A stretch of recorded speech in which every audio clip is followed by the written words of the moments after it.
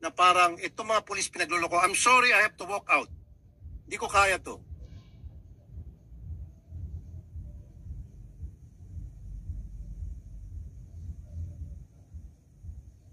Now, the worst thing na sabihin sa akin, binibibaby ko kayo, ay hindi ko matanggap-tanggap yan.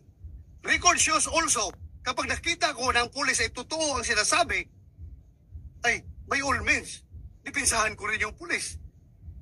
Di ba? Bakit naman mawalang hiyain yung pulis kung dapat, hindi dapat mawalang hiyain? Ganun lang ako, fair lang ako dito. Wala